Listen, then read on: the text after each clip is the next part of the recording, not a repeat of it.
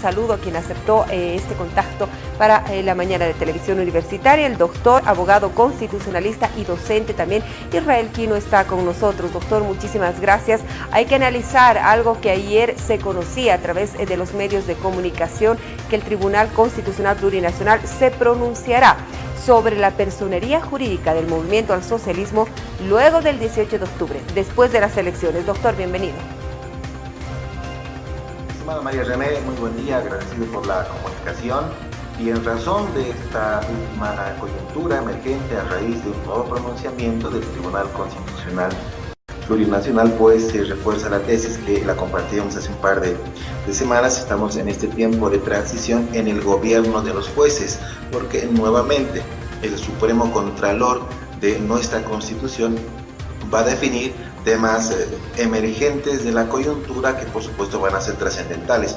Sin embargo, María René no va a definir solamente la suerte de la personería jurídica del MAS, sino también de otras agrupaciones políticas a las cuales también se ha generado denuncias ante el Tribunal Supremo Electoral respecto del 136 del régimen electoral y la causal sancionatoria de la ley 026 respecto a la pérdida y cancelación de personería jurídica por el anuncio de el auto de admisión de esta acción de inconstitucionalidad. Se conoce que habría rechazado el presentado por el MAS, pero habría admitido en el mismo auto el presentado, el accionado por el Tribunal Supremo Electoral en razón de la interpretación del artículo 136, numeral 3 de la ley del régimen electoral. Y esto tiene que ver precisamente con la sanción de cancelación a personerías jurídicas. Este pronunciamiento del Tribunal Constitucional Plurinacional de María René le está dando además 15 días para que la presidenta de la Asamblea Legislativa Plurinacional, la senadora Eva Copa, remita un informe, ¿no?, respecto a la cuestión que tiene el Tribunal Constitucional para analizar si es o no es constitucional y las razones, la exposición de motivos por las cuales se fundó, ¿no?, este tratamiento legislativo en el seno de la Asamblea. A partir de allí van a correr todavía 45 días el calendario para que pueda emitir un fallo respecto a la constitucionalidad de esta ley de parte del Pleno del Tribunal Constitucional Plurinacional. Con esa introducción en ese contexto, por favor, doctor, primera pregunta: ¿cómo debemos nosotros interpretar y entender la admisión de la consulta constitucional por parte del Tribunal Constitucional Plurinacional, algo que ha enviado el Tribunal Supremo Electoral? Pero lo que ha llamado la atención es que ahora se emite cierta consulta, y lo dijo usted, a la presidenta de la Cámara de Senadores, que tiene que entregar alegatos. ¿A qué se refiere todo esto? Y el primer elemento es estrictamente procesal, lo prevé el Código Procesal Constitucional, que para la admisión, ¿no?, de una acción de inconstitucionalidad, por ejemplo, como es esta, se requieren cumplir requisitos. Y por el auto de admisión, el MAS, ¿no?, como organización política, no ha cumplido los requisitos y no admitió lo activado por el movimiento al socialismo. Sí admitió lo activado por el Tribunal Supremo Electoral. Y es precisamente que ante el Tribunal Supremo Electoral se presentaron denuncias respecto que candidatos, ¿no?, a la presidencia habrían hecho conocer supuestas encuestas, hecho prohibido por la ley electoral. Pero no solamente en contra del candidato del MAS, sino también en contra de otras candidaturas. Por ello el Tribunal Supremo Electoral emite esta consulta al Tribunal Constitucional en el argumento de que no, si es que el 136.3 del régimen electoral puede vulnerar derechos políticos, puede vulnerar derechos colectivos, ¿no?, electorales, ¿no?, sin, por ejemplo, lo que no prevé la ley, un procedimiento de defensa, debido proceso, y además a lo que establece la Constitución, el derecho a impugnación a cualquier determinación del servicio público de cualquier entidad, ¿no? Entonces, de allí que emite el Tribunal Supremo Electoral la consulta al Constitucional, y el Constitucional admite, ¿no?, esta consulta que se eleva para ver si es o no constitucional, pero para definir la constitucionalidad por procedimiento también va a preguntarle al órgano emisor de la ley. ¿De dónde salió la ley? De la Asamblea Legislativa el año 2010, del régimen electoral. Entonces, será precisamente la Asamblea Legislativa Plurinacional, que informará, no es una cuestión de alegatos, es un informe que va a remitir la Asamblea Legislativa, donde va a hacer conocer la fundamentación de motivos, la exposición por las cuales se han fundado para sancionar el 136 de la Ley del Régimen Electoral, que a todas luces, en mi percepción, María René, no prevé debido proceso y tampoco un derecho a la impugnación. Así fuera la sanción de la cancelación de una personería jurídica, todo procedimiento, ya sea a nivel administrativo, civil, penal, constitucional, tiene un mecanismo de impugnación. Ese es un principio, es un elemento transversal de la Constitución. Y la Ley del Régimen Electoral, cuando emite este tipo de sanciones, en el caso de que el Tribunal Supremo Electoral defina cancelar cualquier personería jurídica, debe contemplar procedimientos, y esto es, por supuesto, contemplar debido proceso y derecho a la impugnación. Y como no se tiene en esta ley, es por ello que el Tribunal Supremo Electoral funda una acción de inconstitucionalidad en consulta para ver y preguntarle al Tribunal Constitucional si al aplicar ese artículo no se vulneran derechos fundamentales. ¿Se puede tomar como antecedente lo que pasó el 2015, entendiendo que todo esto se había presentado de manera oficial por el gobierno de Evo Morales el 2010? Hago referencia hace 5 años atrás, cuando era el movimiento al socialismo que denunciaba a demócratas en el Beni, porque igual habían anunciado resultados de una encuesta interna, decían ellos. 228 candidatos fueron suspendidos del proceso municipal cuando se cumplían elecciones subnacionales. ¿Se puede tomar como antecedente esto para lo que vaya a pasar luego del 18 de octubre? Como un antecedente similar a lo que se quiere abordar, por supuesto que sí. Sin embargo, ese antecedente, María René, es nefasto para el derecho electoral boliviano. Es inconcebible que se haya vulnerado el derecho político de los más de 200 candidatos el año 2015 que pertenecían a la agrupación del exgobernador Lenz, ¿no? Y que un Tribunal Supremo Electoral haya vulnerado de esa forma derechos políticos. Esa interpretación que le dieron a la ley electoral el año 2015, por supuesto que estaba equivocada. Además, fuera de cualquier contexto, porque, y ahí nuevamente incidimos en la interpretación del 136, no les dieron lugar a un procesamiento debido y tampoco a una impugnación. Por ello acudieron a un amparo, acudieron a la vía constitucional, ¿no? Porque la ley del régimen no planteaba, no prevé ese procedimiento de impugnación. El segundo elemento de análisis respecto a este precedente: los vocales del Tribunal Supremo Electoral utilizan como máxima instancia de representación la sala plena, y es la sala plena del Tribunal Supremo Electoral que emite fallos, emite jurisprudencia en materia electoral y debe corregir lo que se ha emitido en el año 2015 porque no estaba acorde a un margen estrictamente constitucional, contrariamente fue vulneratorio de los derechos políticos. Entonces, ¿existe un antecedente? Claro que sí, el año 2015, pero totalmente inadecuado y fuera de todo contexto constitucional. Por ello, para evitar, ¿no?, se cometa el mismo error procedimental de jurisprudencia electoral, este Tribunal Supremo Electoral prefirió remitir en consulta al Tribunal Constitucional para evitar generar lo que ocurrió el año 2015, que es totalmente vulneratorio. Entonces, a partir de lo que disponga el Tribunal Constitucional Plurinacional, el Tribunal Supremo Electoral emitirá seguramente un pronunciamiento al respecto y ahí se conocerá el nuevo precedente en materia de derecho electoral, que no puede ser como lo ocurrido el año 2015. Se habla de la vulneración de los derechos políticos. ¿Qué pasa con los derechos del electorado?